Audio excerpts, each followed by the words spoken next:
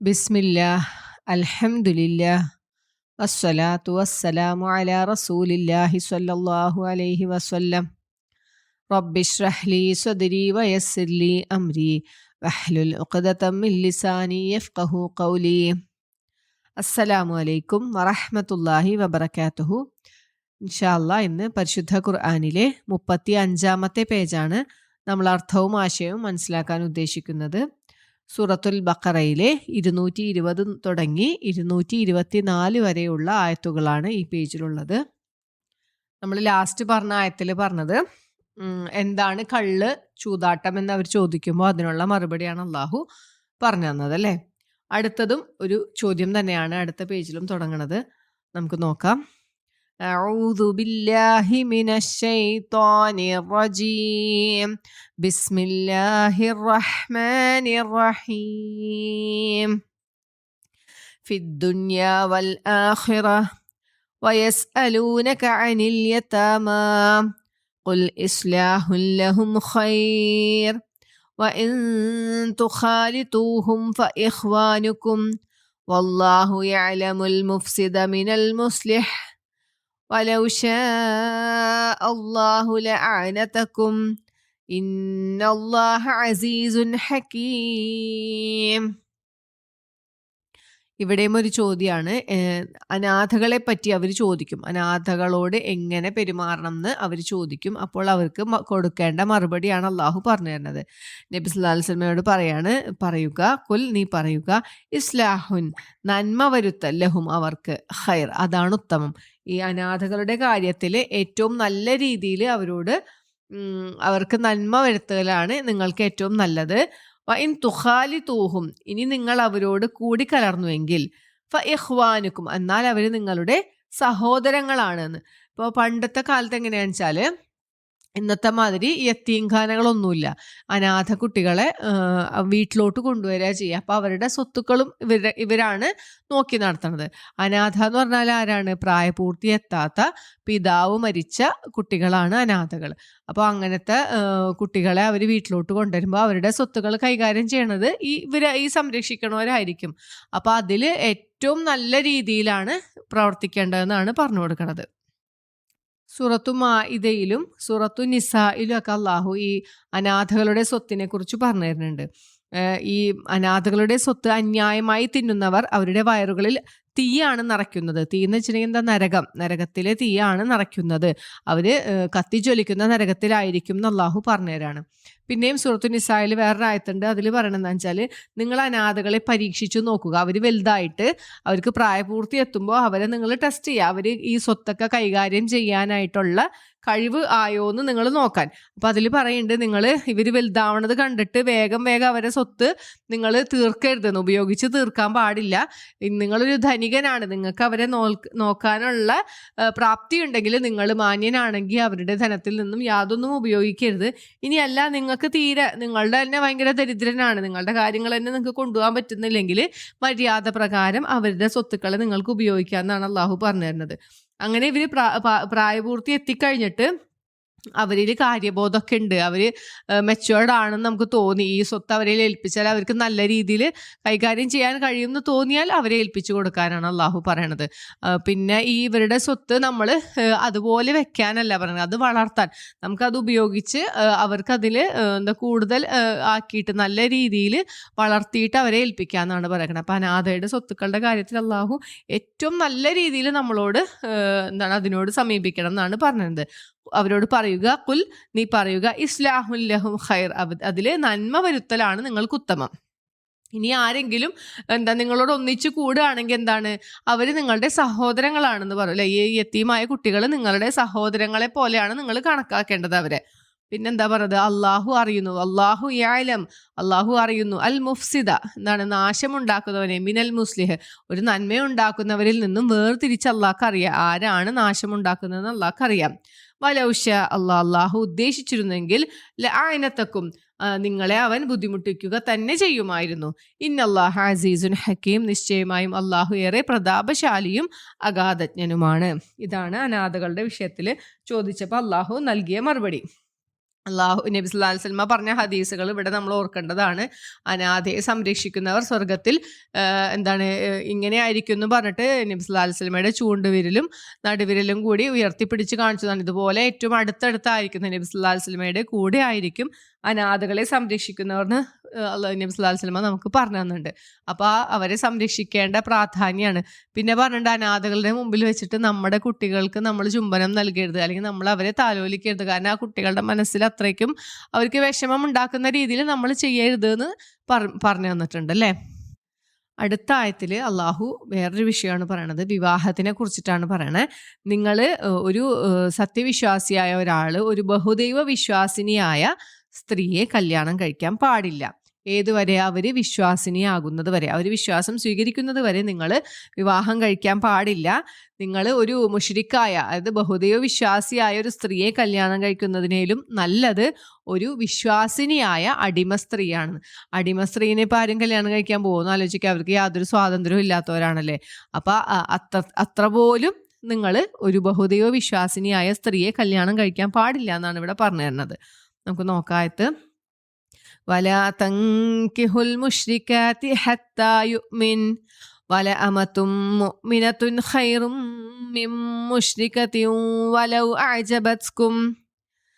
അതിൽ പറഞ്ഞ വലാ തൻകിഹു, നിങ്ങൾ വിവാഹം കഴിക്കരുത്, അൽ മുശ്രിക്കാത്ത് ബഹുദൈവ വിശ്വാസിനികളെ, ഹത്താ യുഅ്മിൻ അവരെ വിശ്വസിക്കുന്നത് വരെ, അവർ സത്യവിശ്വാസം സ്വീകരിക്കുന്നത് വരെ നിങ്ങൾ വിവാഹം കഴിക്കാൻ പാടില്ല. വല അമത്തും മുഅ്മിനത്തുൻ, ഒരു വിശ്വാസിനിയായ ഒരു അടിമ സ്ത്രീയാണ് ഖൈറും മിൻ മുശ്രിക്കത്തിൻ, ഒരു ബഹുദൈവ വിശ്വാസിനിയേക്കാൾ നല്ലത്. വലൗ അഅജബത്കും, നിങ്ങളെ അവരെ അത്ഭുതപ്പെടുത്തിയാലും. നമുക്ക് ഒരാളെ കാണുമ്പോൾ നമുക്ക് പല ആൾക്കാരോടും അട്രാക്ഷൻ തോന്നുന്നത് പല വിധത്തിലായിരിക്കും അല്ലേ. ചിലപ്പോൾ അവരുടെ സംസാരം കൊണ്ടാവാം, അല്ലെങ്കിൽ സമ്പത്ത് കൊണ്ടാവാം, സൗന്ദര്യം കൊണ്ടാവാം, അല്ലെങ്കിൽ അവരുടെ പദവികൾ കൊണ്ടാവാം. അങ്ങനെ നിങ്ങൾക്ക് ഏത് തരത്തിൽ നിങ്ങൾ അട്രാക്റ്റഡ് ആയാലും നിങ്ങൾ നോക്കേണ്ടത് എന്താണ്? അവർ സത്യവിശ്വാസിനിയാണോ എന്നാണ് നോക്കേണ്ടത്. നിങ്ങളെ എത്രത്തോളം അത്ഭുതപ്പെടുത്തിയാലും ശരി, നിങ്ങൾ എത്ര തന്നെ കൗതുകപ്പെടുത്തിയാലും ശരി, നിങ്ങൾ നോക്കേണ്ടത് എന്താണ്? അത് സത്യവിശ്വാസിനിയാണോ എന്നാണ് അള്ളാഹു ഇവിടെ പറഞ്ഞു തന്നത്. വലാ തുൻകിഹു, നിങ്ങൾ വിവാഹം ചെയ്തു കൊടുക്കരുത് അൽ മുശ്രിക്കീന, മുശ്രിക്കുകൾക്ക് ഹത്താ യുഅ്മിനു, അവർ വിശ്വസിക്കുന്നത് വരെ. അപ്പൊ ഈ രണ്ട് കൽപ്പനകളും ആരോടാണ്? പുരുഷന്മാരോട് ആണല്ലേ പറയണത്. നിങ്ങൾ വിവാഹം കഴിക്കാൻ പാടില്ല ബഹുദൈവ വിശ്വാസിനികളായ സ്ത്രീകളെ എന്ന് പറഞ്ഞു. പിന്നെ പറഞ്ഞതാ, നിങ്ങൾ വിവാഹം കഴിച്ചു കൊടുക്കരുത് നിങ്ങളുടെ മക്കളെയോ അല്ലെങ്കിൽ സഹോദരിമാരെയോ നിങ്ങൾ വിവാഹം കഴിച്ചു കൊടുക്കരുത്. ഒരു അവിശ്വാസിയായ ഒരാൾക്ക് വിവാഹം കഴിച്ചു കൊടുക്കരുത് എന്നാണ് പറഞ്ഞത്. അവര് വിശ്വസിക്കുന്നത് വരെ, അവർ വിശ്വാസം സ്വീകരിക്കുന്നത് വരെ. വല അബ്ദും മുഅ്മിനുൻ, സത്യവിശ്വാസിനിയായ ഒരു അടിമ, ഖൈറും മിൻ മുശ്രിക്കിൻ, ഒരു മുശ്രിക്കിനേക്കാൾ ഉത്തമമാണ്.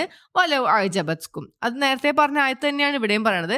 ഒരു സത്യവിശ്വാസിയായ അടിമയാണ് ഉത്തമമായത് നിങ്ങളെ ആശ്ചര്യപ്പെടുത്തുന്ന ഒരു മുശ്രിക്കിനേക്കാൾ എന്നാണ് പറഞ്ഞത്. ഉലൈക യദ്ഊന ഇലന്നാർ, അവരെങ്ങോട്ടാണ് നിങ്ങളെ വിളിക്കണത്? ഈ മുശ്രിക്കുകളെ വിവാഹം കഴിക്കാൻ പാടില്ല എന്ന് പറയുന്നതിന്റെ കാരണം എന്താണെന്നാണ് അള്ളാഹു പറയണത്. അവര് നിങ്ങളെ ക്ഷണിക്കുന്നത് എങ്ങോട്ടാണ്? നരകത്തിലോട്ടാണ്. കാരണം വിശ്വാസിയായ ഒരാളെ വിശ്വാസമില്ലാത്ത ഒരാളുടെ അടുത്ത് കൂടെ ചേർന്ന് അവര് വിളിക്കണത് നമ്മളെ നരകത്തിലേക്കാണ്. വല്ലാഹു യദ്ഉ ഇലൽ ജന്ന, അള്ളാഹു നിങ്ങളെ ക്ഷണിക്കണത് എങ്ങടാണ്? സ്വർഗത്തിലേക്കാണ്. വൽ മഗ്ഫിറ, പാപമോചനത്തിലേക്കും. ബി ഇദ്നി, അള്ളാഹുവിന്റെ അനുമതി പ്രകാരം. വയുബയ്യിനു ആയാതിഹി, അങ്ങനെ അള്ളാഹു നമ്മൾക്ക് വിവരിച്ചു തരുന്നു. ലിന്നാസി ലഅല്ലഹും യതദക്കറൂൻ, മനുഷ്യന്മാർക്ക് വിവരിച്ചു തരുന്നതാണ്. അവർ ഉറ്റാലോചിക്കുവാൻ വേണ്ടി, അവർ ബുദ്ധി കൊടുത്ത് ചിന്തിക്കുവാൻ വേണ്ടി അള്ളാഹു നമുക്ക് കാര്യങ്ങളൊക്കെ വിവരിച്ചു തരുന്നു എന്നാണ് ഈ ആയത്തിൽ പറഞ്ഞത്. അപ്പോൾ ഇതിൽ ഇത്രയേ ഉള്ളൂ. സത്യവിശ്വാസിയായ ഒരാള് ബഹുദൈവ വിശ്വാസിനികളായ സ്ത്രീകളെ വിവാഹം കഴിക്കാൻ പാടില്ല. നമ്മളെ അവരെത്രയും അട്രാക്ട് ചെയ്താൽ പോലും. അത് തന്നെ പറയാണ്, നിങ്ങൾ വിവാഹം കഴിച്ചു കൊടുക്കാനും പാടില്ല. നിങ്ങളുടെ മക്കളെയോ അല്ലെങ്കിൽ സഹോദരിമാരെയോ നിങ്ങൾ വിവാഹം കഴിച്ചു കൊടുക്കാനും പാടില്ല. അവര് വിശ്വാസിയാകുന്നത് വരെ. അപ്പൊ ഇതില് പറയാൻ കാരണം എന്താണെന്ന് വെച്ചാൽ, അവർ ക്ഷണിക്കുന്നത് നിങ്ങളെ നരകത്തിലേക്കാണെന്ന് പറഞ്ഞു. ഒരു ഭാര്യയെ ഭർത്താവ് എന്ന് വെച്ചിട്ടുണ്ടെങ്കിൽ രണ്ടുപേരും ചേർന്നാൽ ഒന്നായി ജീവിക്കേണ്ട ആളുകളാണ്. അപ്പൊ ഒരിക്കലും പകുതി വിശ്വാസവും പകുതി അവിശ്വാസവും കൂടി യോജിച്ച് പോകൂല. അതുകൊണ്ടാണ് അള്ളാഹു നമുക്കിവിടെ ഇങ്ങനെ പറഞ്ഞു തരുന്നത്. ഇത് വിവാഹം കഴിക്കണതിന് മുമ്പത്തെ കാര്യമാണ്. നമ്മൾ വിവാഹം കഴിക്കുമ്പോൾ അല്ലെങ്കിൽ കഴിപ്പിച്ചു കൊടുക്കുമ്പോൾ ശ്രദ്ധിക്കേണ്ട കാര്യമാണ് ഈ പറയണത്. ഇനി വിവാഹം കഴിച്ച ദമ്പതികൾ, ഇപ്പൊ ഇസ്ലാം സ്വീകരിക്കാത്ത രണ്ട് പേര് അതിലൊരാള് വിശ്വാസം സ്വീകരിക്കുകയാണ്. അപ്പൊ നമ്മൾ എങ്ങനെയാണ് അവരോട് എടുക്കേണ്ട നിലപാടെന്ന് നമുക്ക് നബി സല്ലല്ലാഹു അലൈഹി വസല്ലമ പറഞ്ഞു തന്നിട്ടുണ്ട്.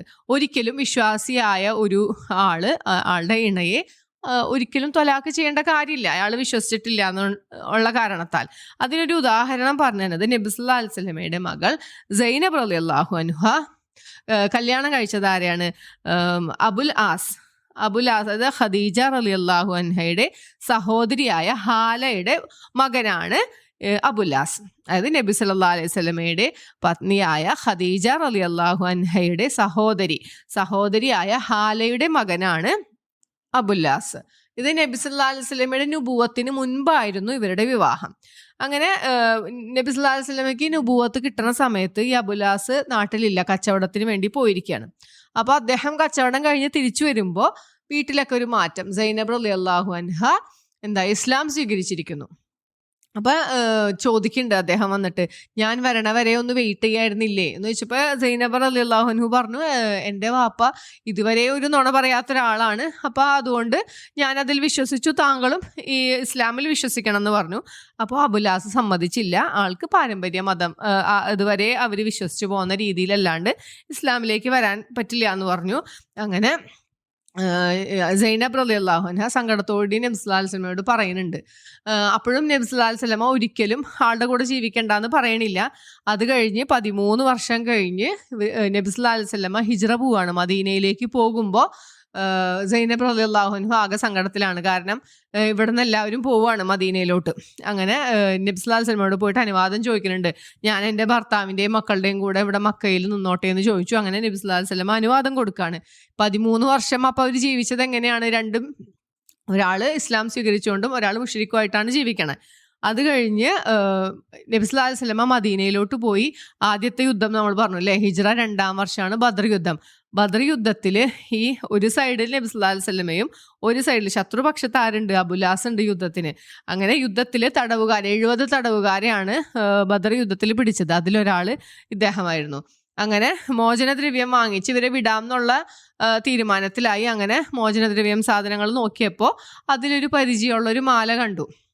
അപ്പോഴാണ് നബി സല്ലല്ലാഹു അലൈഹി വസല്ലമ നോക്കിയത്, ഇതെന്താണ്? ഖദീജ റളിയല്ലാഹു അൻഹയുടെ മാലയാണ്, മകൾക്ക് കൊടുത്ത. അപ്പോൾ ഈ മോചനദ്രവ്യമായിട്ട് സൈനബ് റളിയല്ലാഹു അൻഹ ഇദ്ദേഹത്തിന് കൊടുത്തയച്ചതാണ് മദീനത്തോട്ട്. അങ്ങനെ നബി സല്ലല്ലാഹു അലൈഹി വസല്ലമ സ്വഹാബികളോട് ചോദിച്ചിട്ട് ഈ മാല എല്ലാവരുടെയും അനുവാദത്തോടു കൂടി അദ്ദേഹത്തിന് തിരിച്ചു കൊടുത്തു.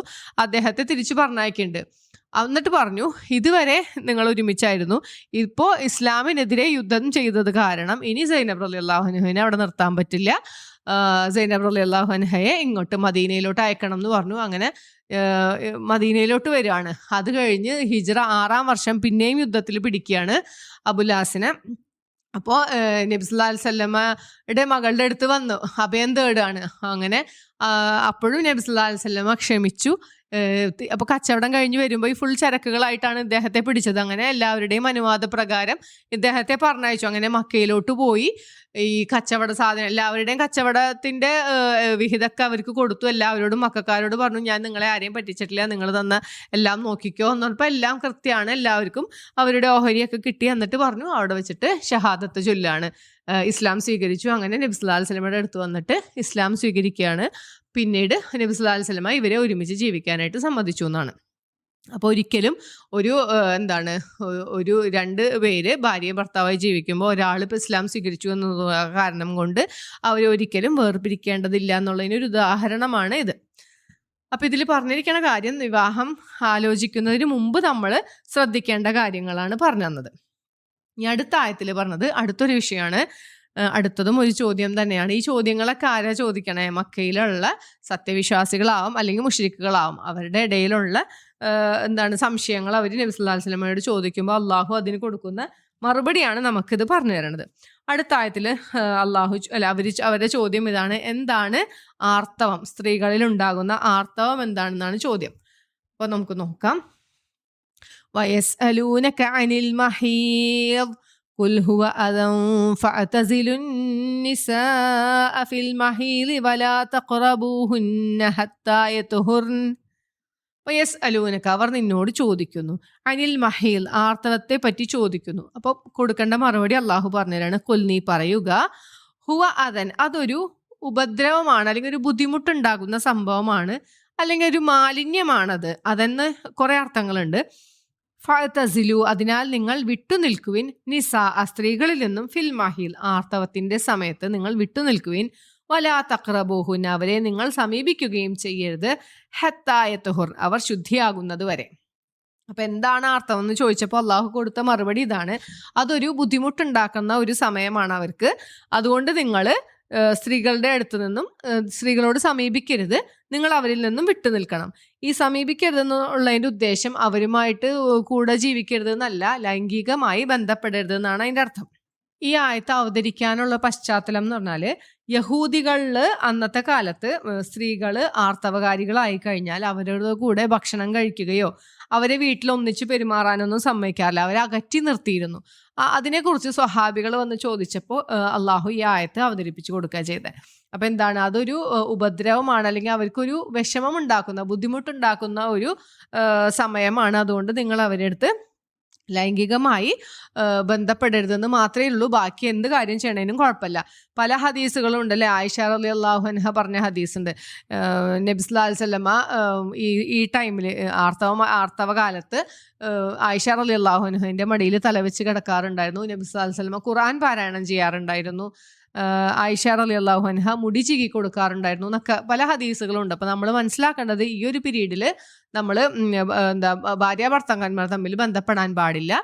പിന്നെ നമുക്കറിയാവുന്നതാണ് നമസ്കരിക്കേണ്ട ആവശ്യമില്ല. കാരണം അള്ളാഹ്ക്ക് അറിയാം. കാരണം സ്ത്രീകൾക്ക് കുറച്ച് ബുദ്ധിമുട്ടുള്ളൊരു ടൈമാണ്. അപ്പൊ അള്ളാഹു അതിനൊക്കെ ഇളവ് തന്നിരിക്കുകയാണ്.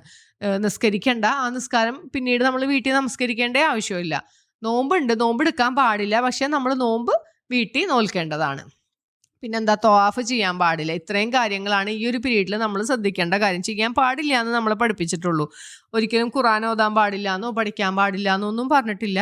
പക്ഷെ ഖുർആൻ നമ്മൾ കൈകൊണ്ട് തൊടാറില്ല. തഫ്സീറുകളോ ഇപ്പൊ ഫോണിലോ ഒക്കെ ഖുർആൻ പാരായണം ചെയ്യണതിന് നമുക്ക് തെറ്റൊന്നുമില്ല. അതാണ് നമ്മൾ മനസ്സിലാക്കേണ്ട കാര്യങ്ങൾ. പിന്നെ ബാക്കി അതിൽ പറയണത്, ഫഇദാ തതഹർന ഇനി അവര് ശുദ്ധിയായി തീർന്നാൽ, ഫഅതൂഹുന്ന നിങ്ങൾ അവരുടെ അടുത്ത് ചെന്നുകൊള്ളുവിൻ, മിൻ ഹൈസു അമറക്കുമുള്ള അള്ളാഹു നിങ്ങളോട് കൽപ്പിച്ച പ്രകാരം നിങ്ങൾ അവരുടെ അടുത്ത് ചെന്നുകൊള്ളുവിൻ. ഇന്നല്ലാഹ യുഹിബ്ബു തവ്വാബീന വയുഹിബ്ബുൽ മുതത്വഹിരീൻ അള്ളാഹു പശ്ചാത്തപിച്ചു മടങ്ങുന്നവരെ ഇഷ്ടപ്പെടുന്നു, ശുദ്ധിയുള്ളവരെ ഇഷ്ടപ്പെടുന്നു എന്നാണ്. ശുദ്ധി എന്ന് പറഞ്ഞിട്ടുണ്ടെങ്കിൽ ഈമാനിന്റെ പകുതിയാണെന്നാണ് അല്ലേ. അപ്പൊ ഇസ്ലാം എപ്പോഴും ശുദ്ധിക്ക് പ്രാധാന്യം കൽപ്പിക്കുന്ന ഒരു മതമാണ്. അപ്പോൾ ഇത് ശുദ്ധിയായി കഴിഞ്ഞാൽ, ഈ ആർത്തവം അവസാനിച്ചു കഴിഞ്ഞാൽ നമ്മൾ കുളിക്കണം എന്നുള്ളത് നിർബന്ധമായ ഒരു കാര്യമാണ്. അപ്പൊ അത് കഴിഞ്ഞു കഴിഞ്ഞാൽ പിന്നെ ഒരുമിച്ച് ജീവിക്കണതിന് കുഴപ്പമില്ല. പിന്നെ അള്ളാഹു ഏറെ പശ്ചാത്തപിച്ചു മടങ്ങുന്നവരെ ഇഷ്ടപ്പെടുന്നു, ശുദ്ധി പാലിക്കുന്നവരെ ഇഷ്ടപ്പെടുന്നു എന്ന് പറഞ്ഞു. അപ്പൊ ഇത്രയേ ഉള്ളൂ ഈ ഒരു ആയത്തില്. അടുത്ത ആയത്തിൽ പറയണത് ഇതിന്റെ ഒരു കണ്ടിന്യൂഷൻ തന്നെയാണ്. നിസാക്കും ഹർസുൻ ലക്കും സ്ത്രീകള് നിങ്ങളുടെ കൃഷിയിടമാകുന്നു എന്നാണ് പുരുഷന്മാരോട് പറഞ്ഞിരുന്നത്. അതിനാൽ നിങ്ങൾ ചെല്ലുവിൻ, ഹർസക്കും നിങ്ങളുടെ കൃഷിയിടത്തിൽ, അന്നാശിത്തും നിങ്ങൾ ഉദ്ദേശിച്ച പ്രകാരം. ഇവിടെ പല രീതിയിൽ ഇതിനെ വ്യാഖ്യാനിക്കാറുണ്ട്. ഒരിക്കലും അള്ളാഹു ഒരു മോശമായ രീതിയിൽ സ്ത്രീകളെ തരം താഴ്ത്തിക്കൊണ്ട് പറഞ്ഞൊരായത്തേ അല്ല ഇത്. ഖുർആനെ വിമർശിക്കുന്നവർ ഈ ആയത്തിനെ അങ്ങനെ വ്യാഖ്യാനിക്കാറുണ്ട്. ഇതിൽ അള്ളാഹു കൃഷിയിടമായിട്ട് സ്ത്രീകളെയും കൃഷിക്കാരനായിട്ട് പുരുഷനെയാണ് ഒരു ആലങ്കാരികമായിട്ട് അള്ളാഹു പറഞ്ഞുതരാണ്. അപ്പോൾ ഒരു കൃഷിക്കാരനെ സംബന്ധിച്ചിടത്തോളം ഒരു കൃഷിയിടം എങ്ങനെയായിരിക്കും? അയാൾക്ക് ഏറ്റവും ആനന്ദവും സന്തോഷവും നൽകുന്ന ഒന്നാണ് കൃഷിയിടം അല്ലേ. ഒരു കൃഷിക്കാരൻ കൃഷിയിടത്തെ ഏറ്റവും സ്നേഹത്തോടു കൂടിയും കരുതലോടു കൂടിയായിരിക്കും കൊണ്ടു നടക്കുക. അതാണ് ഇവിടെ ഉദ്ദേശിക്കുന്നത്. പിന്നെ അതിൽ നിന്നും ഉൽപ്പാദിപ്പിക്കുന്ന അല്ലേ, വിത്ത് മുളയ്ക്കുന്ന സ്ഥലമാണ് കൃഷിയിടം. അപ്പോൾ ഇവിടെയും നോക്കുമ്പോൾ ഭാര്യ ഭർത്താക്കന്മാരെ നോക്കുമ്പോൾ സ്ത്രീ എന്ന് പറഞ്ഞിട്ടുണ്ടെങ്കിൽ പ്രസവിക്കുന്നത് സ്ത്രീയാണ് അല്ലേ, സന്താനങ്ങൾ ഉണ്ടാകുന്നത് സ്ത്രീയിലൂടെയാണ്. പിന്നെ പറഞ്ഞിരിക്കുന്നത് വഖദ്ദിമു നിങ്ങൾ മുൻകൂട്ടി ഒരുക്കി വെക്കുകയും ചെയ്യുക, ലി അൻഫുസിക്കും നിങ്ങളുടെ സ്വന്തങ്ങൾക്ക് വേണ്ടി. അത് ഉദ്ദേശിക്കുന്നത് എന്താണെന്ന് വെച്ചാൽ നിങ്ങളുടെ വംശപരമ്പര ഉണ്ടാകുന്നത് ഈ സ്ത്രീകളിലൂടെയാണ് അല്ലേ. അപ്പോൾ നിങ്ങൾ ഭാര്യമാരുടെ അടുത്ത് സമീപിക്കുമ്പോൾ നിങ്ങൾക്ക് നല്ല സൽക്കർമ്മികളായ നല്ല സന്താനങ്ങൾ ജനിക്കാൻ വേണ്ടിയിട്ട് നിങ്ങൾ അതിനുവേണ്ടി പ്രാർത്ഥിക്കുകയും ആ ഒരു ഉദ്ദേശത്തിലായിരിക്കണം സ്ത്രീകളുടെ അടുത്ത് സമീപിക്കേണ്ടതെന്നാണ് പറഞ്ഞു തരുന്നത്. അപ്പോൾ നബി സല്ലല്ലാഹു അലൈഹി വസല്ലമ ഒരു പ്രാർത്ഥന പഠിപ്പിച്ചിട്ടുണ്ട്. എന്താണ്? ഞങ്ങളിൽ നിന്നും പിശാചുക്കളെ നീ അകറ്റണമേ, ഞങ്ങളിൽ ഉണ്ടാകുന്ന സന്താനങ്ങളിൽ നിന്നും പിശാചുക്കളെ അകറ്റണമേ എന്നൊരു പ്രാർത്ഥന പഠിപ്പിച്ചു തന്നിട്ടുണ്ട് അല്ലേ. സ്ത്രീകളുടെ അടുത്ത് ചെല്ലുമ്പോൾ പ്രാർത്ഥിക്കാനുള്ളതാണ്. ഒരു മനുഷ്യൻ മരണമടഞ്ഞു കഴിഞ്ഞാൽ 3 കാര്യങ്ങളാണ് അയാൾക്ക് മുറിഞ്ഞു പോകാണ്ട് നിൽക്കണത്. ബാക്കിയെല്ലാം നമ്മളിൽ നിന്ന് മുറിഞ്ഞു പോകും. 3 കാര്യങ്ങൾ ഏതാണ്? ജാരിയായ സ്വതക്കയാണ് ഒന്നാമത്തത്. പിന്നെന്താ? ഉപകാരപ്രദമായ വിജ്ഞാനം. നമ്മൾ ആരെങ്കിലും ഒരു അറിവ് പറഞ്ഞു കൊടുത്താൽ അതിൻ്റെ പ്രതിഫലം നമ്മൾക്ക് കിട്ടും. പിന്നെന്താണ്? നമുക്ക് വേണ്ടി പ്രാർത്ഥിക്കുന്ന ഒരു നല്ല സന്താനം. അപ്പം അതാണ് പറഞ്ഞത്, നിങ്ങൾക്ക് വേണ്ടി നിങ്ങൾ മുൻകൂട്ടി ചെയ്തു വെക്കുക എന്ന് പറഞ്ഞത് നിങ്ങൾക്കൊരു നല്ല സന്താനം ഉണ്ടാകാൻ വേണ്ടി നിങ്ങൾ പ്രാർത്ഥിക്കണം, അതിനുവേണ്ടി പരിശ്രമിക്കണം. നിങ്ങൾക്ക് മരിച്ചു പോയാലും അതിൻ്റെ പ്രതിഫലം നിങ്ങൾക്ക് കിട്ടുന്നതാണ്. അപ്പം അതാണ് നിങ്ങൾ മുൻകൂട്ടി നിങ്ങളുടെ സ്വന്തത്തിന് വേണ്ടി മുൻകൂട്ടി കരുതി വെക്കുക എന്ന് അല്ലാഹു പറഞ്ഞിരിക്കുന്നത്. അതാണ്. പിന്നെ പറഞ്ഞിരിക്കണം വത്തഖുല്ല, നിങ്ങൾ അള്ളാഹുവിനെ സൂക്ഷിക്കുക.